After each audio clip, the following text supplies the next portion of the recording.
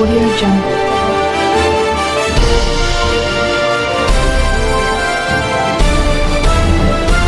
Audio Jungle.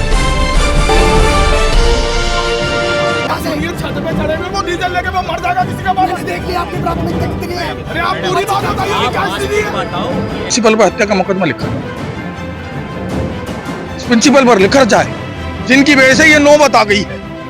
क्या प्राथमिकता आपकी? आप सुबह से उठ के यहाँ की पहुंची।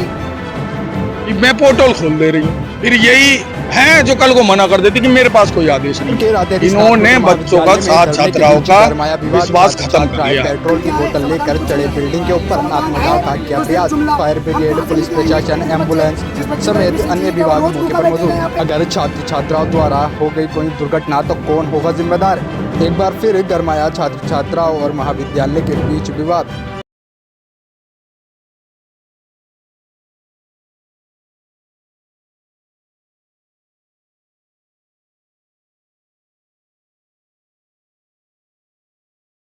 हठधर्मिता है कॉलेज प्रशासन की। शासन में बैठे लोगों के कहीं ना कहीं संरक्षण है और इनकी यहाँ जो है इनकी हठधर्मिता है। इनको अपना कमरा तो पता है कि कैसा कराना है, उनमें लाखों रुपए लगाने, लेकिन इस महाविद्यालय में लगभग 9,000 छात्र छात्राएं हैं। उनके शौचालय की व्यवस्था नहीं है, उनके पानी की व्यवस्था नहीं है और जो कुछ छात्र जो वंचित रह गए हैं अपने एडमिशन से, उनकी सीटें बढ़ाने के लिए ये आंदोलन इतने दिन से चल रहा है।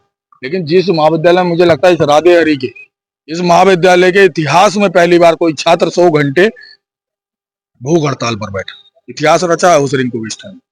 लेकिन उसके बावजूद भी हठधर्मिता छोड़ने को तैयार नहीं है। वही आज नौबत है कि कुछ छात्र ऊपर चढ़े हैं आत्मदाह के लिए। मतलब सोचनीय विषय है कि कोई ऐसा इन्होंने ऐसा नहीं मांग लिया हिंसा की वो मांग पूरी नहीं हो सकती और किसी अपने स्वार्थ के लिए नहीं मांगा कि एक प्रिंसिपल महोदय जब इस यहाँ पर चार्ज लेती हैं तो आते ही वो अपना कमरा तो ठीक करा लेती हैं लाखों रुपए लगा के। उनकी मैं कहता हूँ कि उनकी पहली प्राथमिकता होनी थी कि जो इन बच्चों के लिए पानी नहीं है, जो बहन बेटी घर से यहाँ महाविद्यालय में पढ़ने आती है उसके शौचालय की व्यवस्था नहीं है। देश के यशस्वी प्रधानमंत्री घर घर शौचालय पहुंचा रहे हैं और इस उत्तराखंड देवभूमि में सबसे बड़ा महाविद्यालय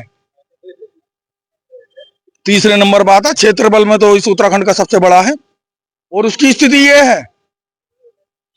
अरे जाए ना, मैं कहता हूँ यहाँ का जितना ये स्टाफ है ये जाए तो प्रिंसिपल महोदय जरा शौचालय में जाए तो 4 दिन पता चल जाएगा।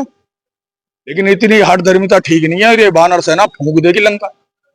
जिस कुर्सी पर बैठे हैं ये सोच रहे हो कि ये परमानेंट है, तो कोई भी कुर्सी स्थायी नहीं है। ऐसी स्थिति क्यों बनी, क्या कहना चाहिए? हठधर्मिता है ना, होता है ना आदमी में एक घमंड होता है, एक हठधर्मिता होती है। उन्होंने मन बना लिया कि नहीं सुनिए कौन है, क्योंकि सब मध्यम परिवारों के बच्चे हैं, लेकिन इन्हें ये पता नहीं है ये कितनी बड़ी ताकत है। ये भूल गए हैं कि ये एबीवीपी संगठन इस देश का सबसे बड़ा छात्र संगठन है। प्रिंसिपल पर हत्या का मुकदमा लिखा जाए, इस प्रिंसिपल पर लिखा जाए जिनकी वजह से ये नौबत आ गई है। अरे इतनी सी मांग, 4-7 दिन से तुम्हारे यहाँ भूख हड़ताल पर बच्चे धरना दे रहे हैं यहाँ। अरे तुम्हारे भी बालक हैं, इतनी मानवता होनी चाहिए। बालक हैं, उनकी कोई ऐसी तो नहीं थी। और अभी भी शासन प्रशासन के सामने इतनी बड़ी घटना होने के बाद भी उच्च अधिकारियों को अगर फोन कर रहे हैं तो उनको पूरी बात नहीं बता रहे हैं। उन्हें बता रहे हैं बालक छत पे चढ़ गए। अरे छत पे नहीं चढ़े, घूमने गए छत पे, वो घूमने गए छत पे, वो पेट्रोल लेके साथ खड़े हैं यार। तुम कोई, मेरे को तो लगता है कि प्रिंसिपल मन बनाए बैठी है कि कोई घटना इस महाविद्यालय में कर दे।